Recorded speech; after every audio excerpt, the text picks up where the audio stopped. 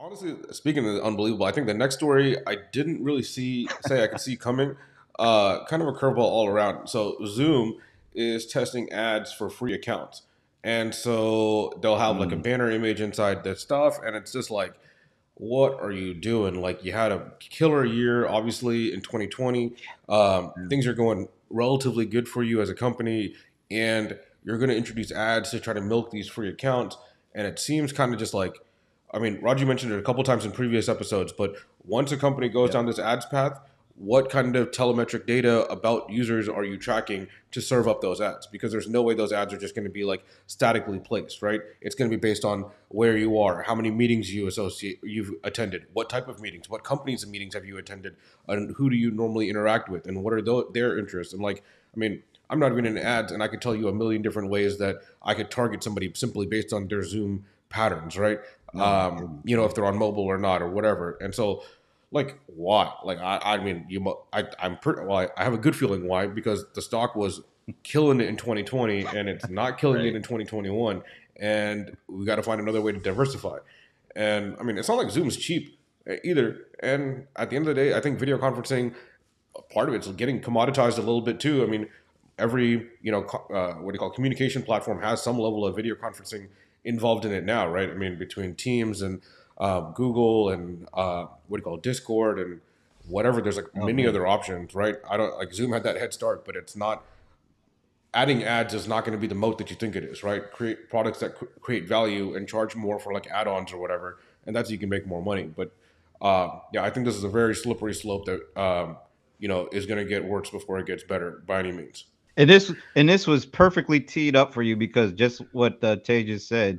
How many times have we heard Raju say, when when you go into the ad business, then you Yeah, become an ad business. So it's not like you dip your toe, your foot, your ankle, your kneecap, it all goes in after you start. You cross that line. And is there any reason to believe Zoom will not be like that? I mean, and think of the kind of information that could be captured with a Zoom ad business. I mean, there's so many things going on, so many people involved, so many conversations. Yeah, many private I mean, conversations.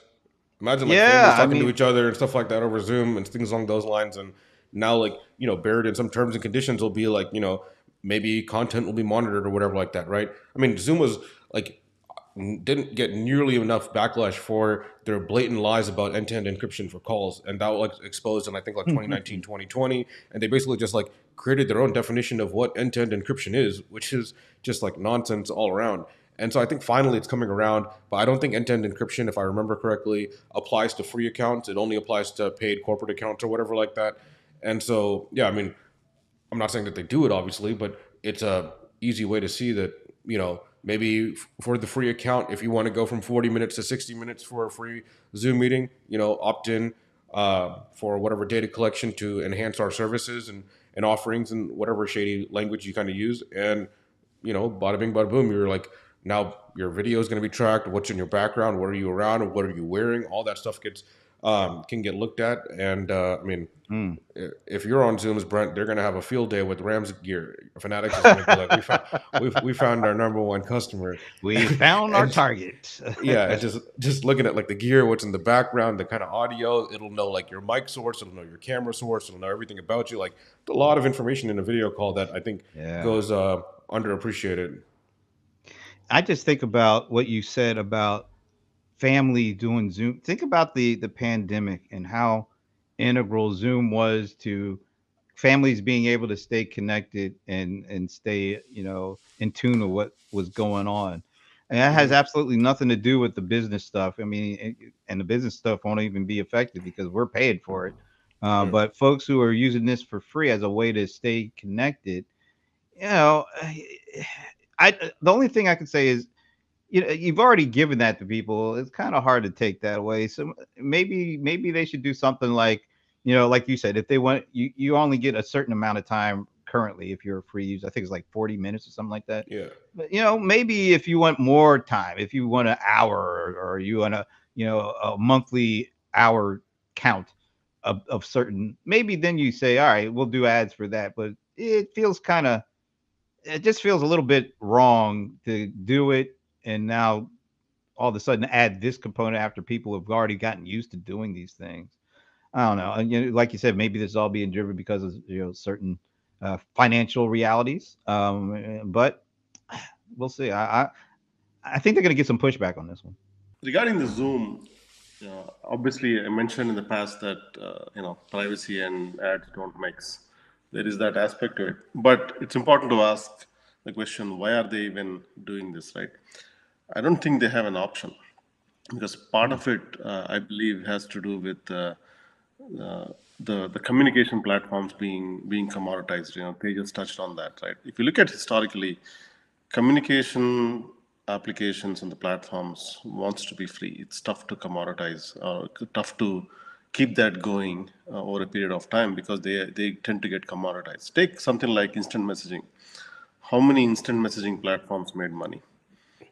Go all the way to AOL, right? AIM and Mm. Yahoo Messenger, to MSN Messenger to, there are some web apps like Meebus to, Skype to whatnot. Independently, they did not find a business model that was independent.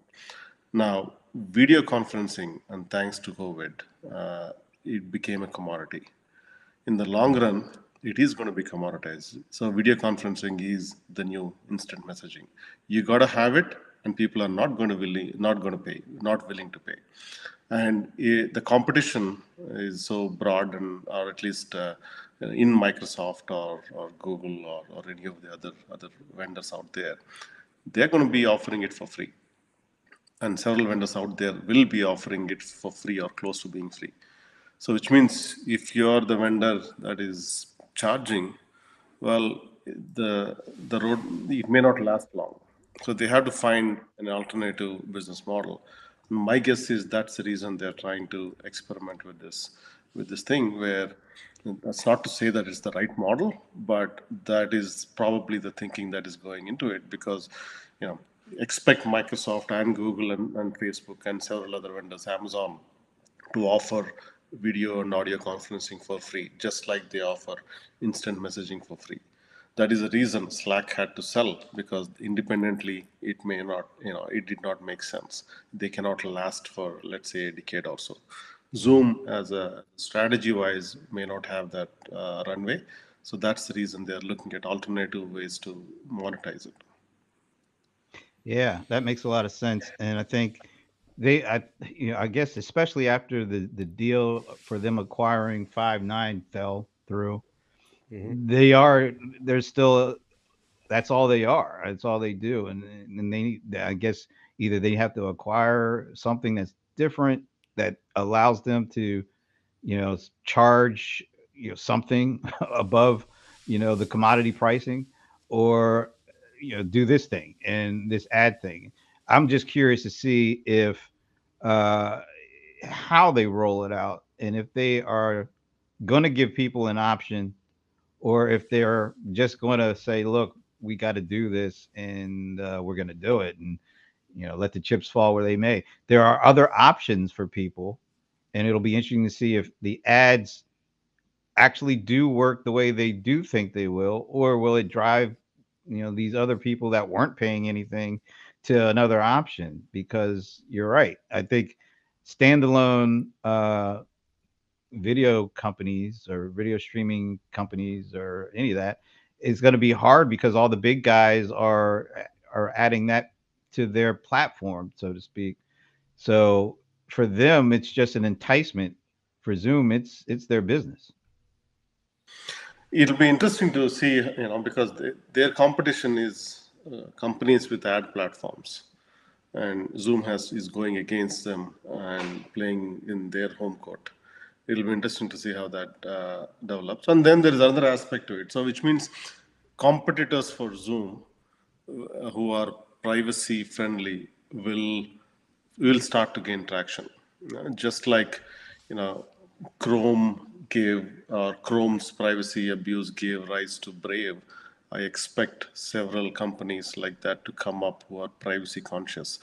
I was going through Zoom's privacy policy, the updates that they were made, and they said, they could share the personal information with marketing, advertising, and analytics partners.